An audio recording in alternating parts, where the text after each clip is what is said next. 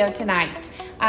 We are super busy during the daytime, so this is kind of like a time that we get to hang out with the kids. So we get to share this experience with you guys, and we're super excited. So, are you guys ready to cook? Yes. Yes. All right. This is round 2. Last night did not work out. Ran out of oil. It was 8:30. What else do we not have? Well, you went to 3 stores. I went to 3 different stores, no meat. This is supposed to be like a fun channel, but I didn't want to be like, here's some old, sloppy, gross meat. Like I wanted to get some good marbled meat. So after that long, we're like, this ain't gonna work. So now round 2, and we're gonna do the same thing we were gonna do last night. So just want everybody to know life happens. We get it. We want to show you the authentic side that not every day is perfect, and sometimes shit just does not go right. Wait, so. are we? Let's have some fun.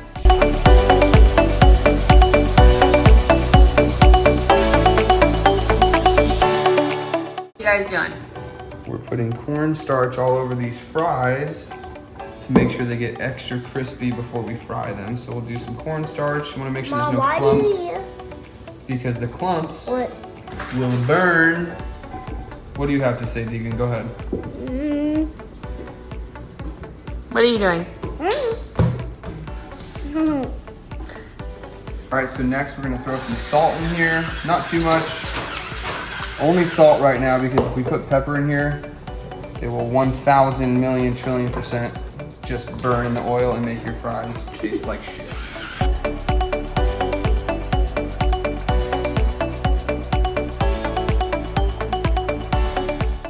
But see, that's good, because now the bottom, I flipped them all up and I got a bunch of clumps, which will also burn with this cornstarch. So, those are good. All right, so we're gonna do the first fry on 325. So we have the oil set on. We don't wanna overlap these too much. But 325 in the first fry. And if you've ever made good fries before, you know that it takes 2 fries to get them right. 2 cycles in the fryer. So I'm gonna put a couple more in here. Not too many, but something like that. In we go. So we're gonna lift it up, put it in the oil. What I like to do is shake a little bit. You know, you can even kind of shake here. And that'll help it so that they don't stick together. We're gonna do that for about 5 minutes. These are now gonna be twice fried. What I'm gonna actually do is get another bowl. Let's see. Oh, the famous popcorn bowl. Bree's been eating popcorn out of this bowl since I knew her. Not true. That's pretty true. So these are a little bit less done than other ones. Little floppy guys. But that's okay, because that first fry is to cook the inside. They're stuck to the friggin' paper towel. Make sure you don't get any paper towel on the fries. This is what they look like after the first fry. So they're not totally done. These ones are a little more crispy, which is okay. They're looking good though. Super fattening. Woohoo! You can do air fryer ones too, but they don't taste as good, let's be honest. We're gonna go to 375, crank it all the way up, wait till this light turns green. We're gonna final fry these things. Obviously, I only put them in ice. I think the normal way, like if you were to ask a chef, is to boil them for 3 to 4 minutes. To be honest, maybe these will be flimsy after 10 minutes, but for the 10 minutes that we're eating them, they're gonna be great. So, stay tuned. Also, we do not always eat like this. We always eat steak, but we do not always eat French fries with it. So, especially oiled French fries, but it is what it is for the video. Yeah. First time, why not, you know? Some protein, some comfort food. Let's go. Some green. Well, for you guys. I don't eat rabbit food, not too much of it, to be honest.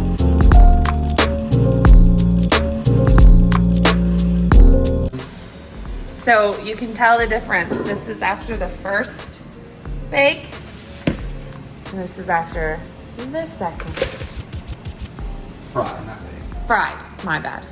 But they're also on a way lower temperature and not for as long. So we should probably not burn our fingers off. Let's see what's cracking. Fuck! Damn. That's hot. A little soggy John. Try it. Here. Taste it. See what it tastes like. That's good. And we need a third fry. What? They're not really crispy. They're delicious though. So we're just gonna sprinkle, not too much. They're still hot. Get that salt in the oil. That's good. I want to overpower them. Ah! You see the smoke coming out of my ears and my mouth here. That's hot. That's good.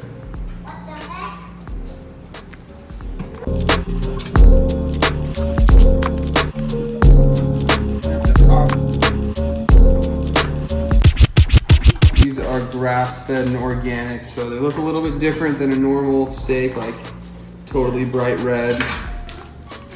But they're super soft. You can feel them. So now we're gonna pat them dry. No moisture, or at least the least amount of moisture as possible, is the key to a good crust, because you don't want it to hit the pan and then start boiling from all the moisture in here. I'm not a trained chef. I just make this shit up as I go.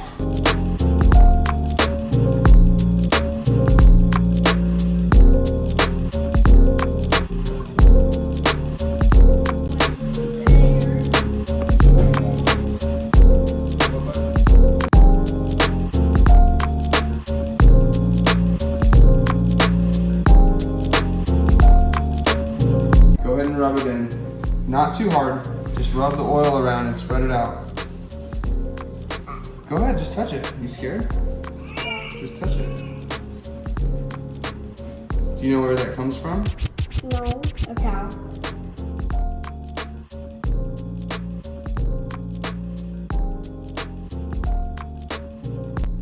I can feel the bone. No, that's the fat. That's fat. But okay, that's enough. We don't want to mess with it too much. Also, it'll get all mushy.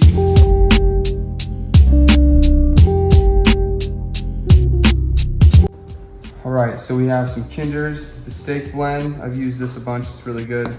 This is Dano's. If you guys have watched any cooking YouTube channels, Dano's is hilarious. This guy literally will just put the whole bottle on the steak or whatever he's putting it on. I'll put it on toast.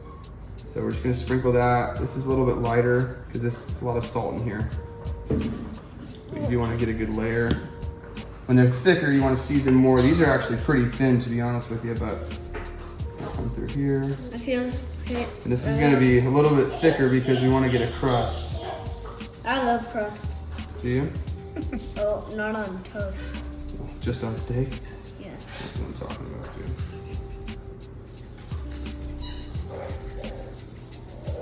So we'll get that all covered up.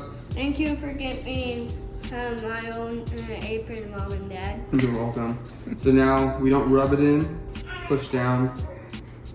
Once you push down, you can rub away if it's like too thick or spread it out. Make sure you push it down first, because if you push it down, it'll still stay coated when you spread it around. Flip to this side. I might cut that off so it doesn't fall apart. Look at this mess I'm making. This is why I'm the sloppy cook.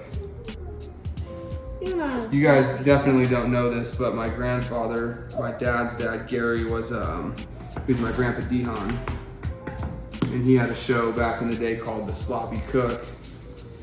And he was a gigantic person, but he was in this little kitchen and he would just make a mess. And so we're taking a little page. I don't need that apron, buddy. Thank you though. Taking a page out of his book and making a mess. Carrying on the legacy. Put a little more on. I think that just came natural. Okay. That smells like cinnamon. What is it? Cinnamon. Try it again. Cinnamon. Cinnamon? Oh.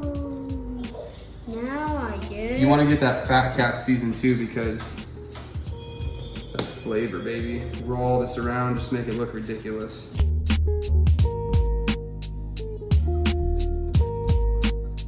There's also a blackened seasoning that uses, I think it's like black Himalayan sea salt or black Hawaiian salt, black pepper and black garlic. It's really good as well, but gotta change it up. Medium high. Medium high. This is loud.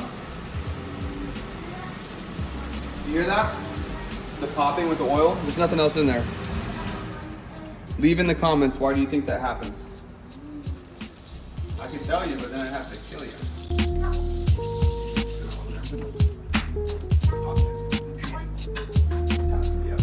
Our house is gonna start screaming at us. Yeah, we would know about that, huh?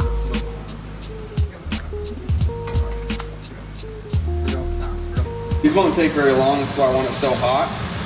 Do a little slight char there. See how floppy these steaks are? That's how tender they are. And they're kind of thin too. I'm pretty ruthless with the pan, but I'm gonna fit one more in here. That oil in there. Okay, everybody go down.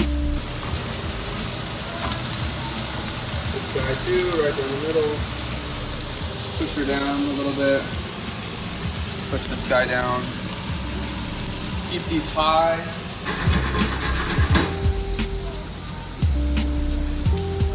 Where's my no?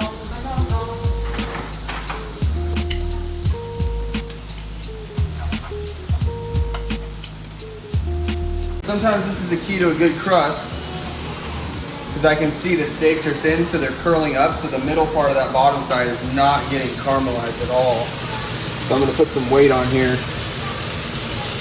And okay, I'm pushing the juices out, but they're in the same fucking pan, so whatever. They'll be fine.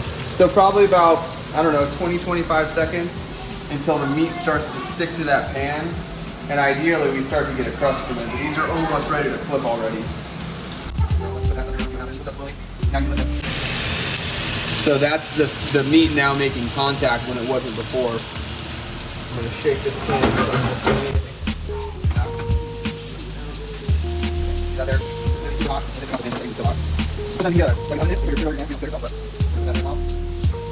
Gotta keep doing the work on this pan because the oil isn't staying in the middle. So that's what that did. If you saw it before, it was very much gray right here. So you want to catch that before it cooks through because you don't want to have gray meat. Now this probably will be on the side of like medium, maybe even like close to medium well, but they're thin steaks, so as long as they're tender, it's okay. Keep pressing on this thing. Got a little bigger. So we're gonna put this back. And keep in mind, sometimes this does look a little bit burnt, but you're gonna be cutting it in smaller strips, so you're only gonna get a small amount of that char. So it's all good. On this flip, we're gonna turn it down a little bit. We'll come down here. Down about there. Catch that before it falls in the ground with the dog hair that is probably spread across my house. We're gonna pop this guy in. Make sure there's no wrapper on here. Although it will just, when the butter melts, if you ever leave a wrapper on butter, it'll melt and then you'll clearly see the paper in there, so it's all good. Put that in there.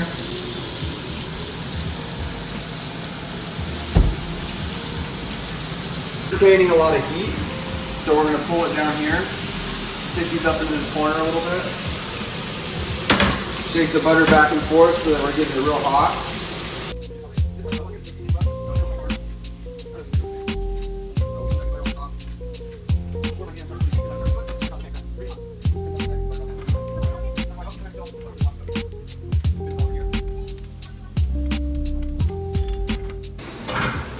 Ones are going to be a little bit more than medium rare, but in order to get a good crust, shit, you kind of have to. We'll see where we're at with these. This pan's super hot, so we're not going to use this, but next year.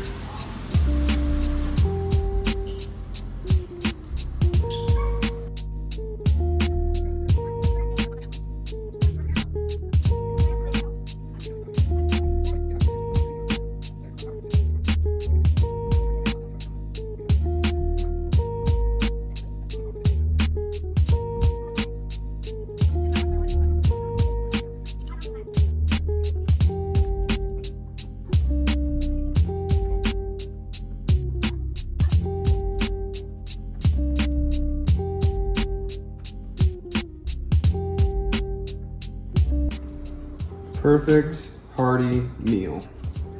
Let's go.